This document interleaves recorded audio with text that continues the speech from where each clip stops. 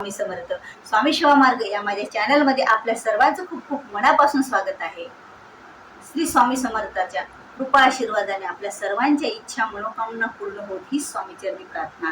आणि आपल्या आजचा व्हिडिओ आहे की आपण ज्या देवपूजा, एखादं व्रत किंवा एखादी साधना किंवा एखादा जप, मंत्र, स्तोत्र पठण ज्यावेळेला करून उठतो त्यावेळेला चुका करत असतो. त्या चुका कोणत्या आहेत, ती चूक कोणती आहे हे मी तुम्हाला आज या व्हिडिओमध्ये सांगणार आहे. त्यामुळे व्हिडिओ हा शेवटपर्यंत बघा, म्हणजे तुमच्या लक्षात येईल की चूक आपण कोणती करत आहोत. कारण आपण एवढे घरातले सर्वजण चुकत असतात आणि त्यामुळे महिला ही बिचारी गोंधळून गेलेली असते. कारण महिला बऱ्याच ठिकाणी महिला ह्याच पूजा करतात. 90% नाही 95% महिलाच घरामध्ये देवपूजा करतात आणि 5% कुठेतरी पुरुष आपल्या घरामधील पूजा आणि सेवा करत असतील.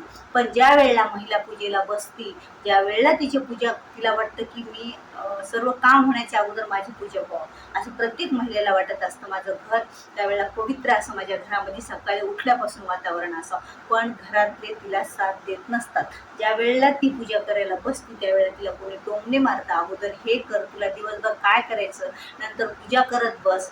आणि मग तिचं लक्ष सगळं इकडं घरच्यांकडेच लागलेलं असतं. त्यामुळे बिचारी ती घाई पूजा करते आणि उठते आणि ह्या बाकीच्यांची कामं करून देत असते. अशा बऱ्याच ठिकाणी आहे. काही ठिकाणी तसं नसेलही, पण काही ठिकाणी समजूतदारपणा असेल, काही ठिकाणी पुरुषही पूजा करत असतील आणि महिला पूजा करायला बसल्यानं कुठे कुठे तिला शांतपणाने पूजा पण करून देण्यात येत असेल. असं काही नाही, पण बऱ्याच ठिकाणी मी ऐकलेलं आहे की आमच्या घरच्यांना आवडत नाही की जास्त वेळ पूजा करायला बसलेली. त्यांच्या वेळेमध्ये त्यांना देवासमोर बसलेलं आवडत नाही, त्यांच्या वेळेमध्ये एखाद्या मंदिरात त्यांना गेलेलं आवडत नाही, असं मी बऱ्याच ठिकाणी ऐकलेलं आहे. पण पुरुष मंडळी किंवा घरात कुणी, ती बिचारी महिला तुमच्या सर्वांसाठी देवपूजा करते, तुमच्या सर्वांसाठी त्या देवाला विनंती करत असते. काही नाही तर काही मागत राहते की माझ्या मुलांची शैक्षणिक प्रगती होऊ द्या, माझ्या घरचं सगळं घर सुखरूप राहू द्या, माझ्या नवऱ्याचा बिझनेस असो तो चांगला चालू द्या, त्याच्यात प्रगती होऊ द्या, त्यांच्या बिझनेसमध्ये वाढ होऊ द्या, किंवा आर्थिक प्रगती आमच्या घरातली चांगली राहू द्या, आमच्या घरात सर्वांना सुखी आणि समाधानी ठेवा. ती कधीच अशी देवासमोर जाऊन स्वार्थी भावनेने म्हणत नाही. बघा, एक महिला कधीच स्वार्थी नसती.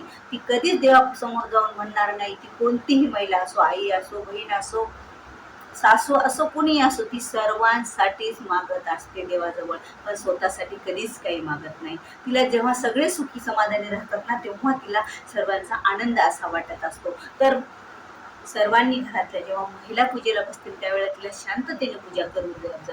कारण ती पूजा करते पण त्याचं फळ तुम्हाला प्राप्त होतात, तुमच्या जीवनातल्या अडचणी ह्या दूर होत असतात, हे आपण विसरायचं नसतं. आणि एक विशेष महत्त्वाची गोष्ट, मग ती महिला बिचारी, तिचं लक्ष सगळं इकडं लागलेलं असतं आणि ती घाईघाई पूजा करून उठत असते. ज्या वेळेला ती घाईघाई पूजा करून उठती त्यावेळेला तिच्या हातून बऱ्याच अशा चुका होत असतात. आणि एक चूक तिनं आवर्जून करायची नाही, एक गोष्ट तिनं न चुकता उठण्याच्या वेळेस करायची. व्रत करा, पूजा करा, नित्यसेवा करा किंवा पारायण करत असाल त्यावेळेला आपण आपल्या देवघरामध्ये आसन टाकूनच सेवा करत असतो. आणि आसन टाकूनच सेवा करायची. जर तुम्ही जमिनीवर बसून सेवा करत असाल तर ती सेवा इंद्र देवतेला आणि पृथ्वी मातेला जात असते, आपल्या पदरात काहीही पडत नसतं. त्यामुळे देवांची पूजा करताना एखादी चटई आणि आपले एक रेग्युलर आसन ठेवायचं. त्यानंतर ती पूजा झाली आणि आपण एखादे जप, मंत्र, स्तोत्र, पठण जरी करत असलो तिथे देवासमोर बसून, तर आपण ते आसनावरच बसून करायचं असतो. त्यामुळे काय होत असतं, आपल्याला जी ती ऊर्जा पृथ्वी माता जे आपलं जप तप खेचून घेत असतात ते आपल्या खेचून घेऊ शकत नाही जर आपण आसन टाकलेलं बसलेलं असतो. आणि जर आपण बिना आसनाचं बसलो तर इंद्रदेव आणि पृथ्वी माता हे आपलं पुण्य घेत असतात. त्यामुळं महिलांना चुकू नये आणि कुणीही चुकू नये, आसन टाकल्याशिवाय पूजा, व्रत, मंत्र, स्तोत्र, पठण काहीही करायचं नाही. आणि त्यानंतर ज्या वेळेला तुम्ही पूजा पाठ करता, स्तोत्र मंत्र पठण करता, कोणतीही सेवा देवापाशी बसून करता, 5 मिनिटाची, 10 मिनिटाची, 20 मिनिटाची, 1 तासाची, पारायण, काहीही कोणतीही सेवा, त्यावेळेला एक चूक आपल्याला पाळायची आहे. ती चूक कोणती आहे, त्यावेळेला आपण आसनावर बसतो, सर्व पूजा होतात, नमस्कार करतो, उठतो, आसन झटकायचं नाही, पहिली चूक.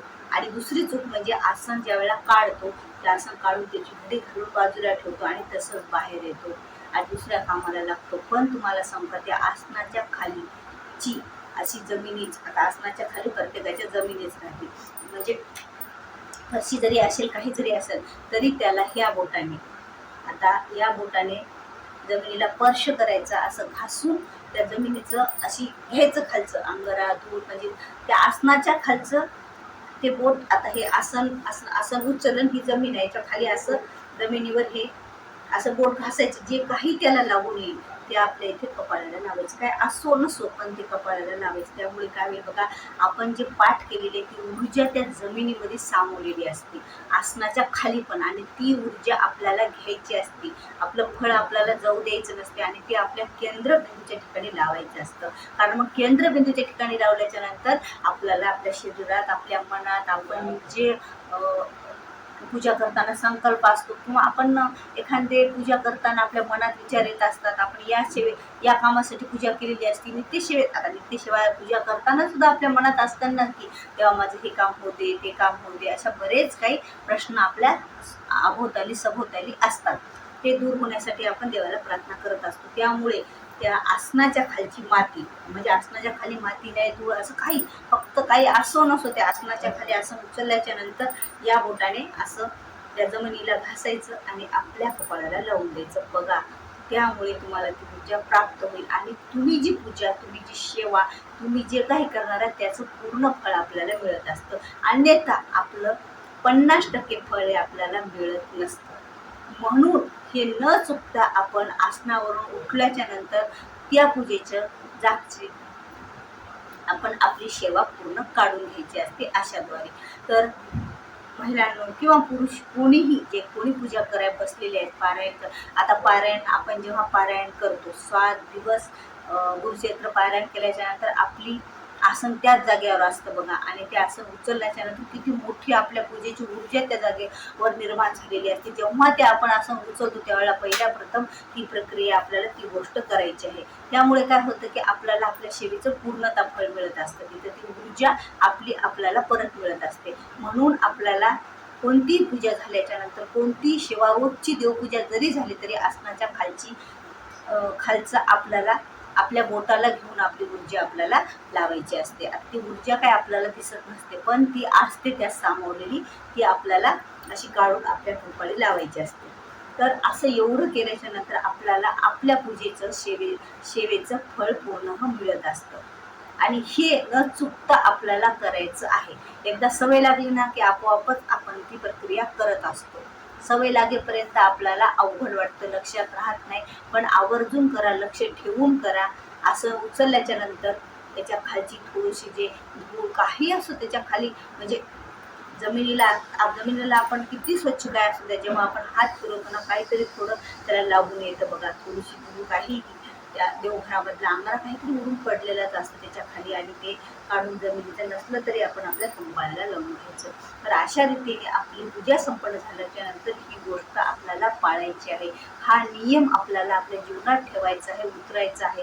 ही एका गोष्टीमुळं आपले जीवन घडणार असतं, आपल्याला आपल्या पूजेचं फळ पूर्णता मिळणार असतं.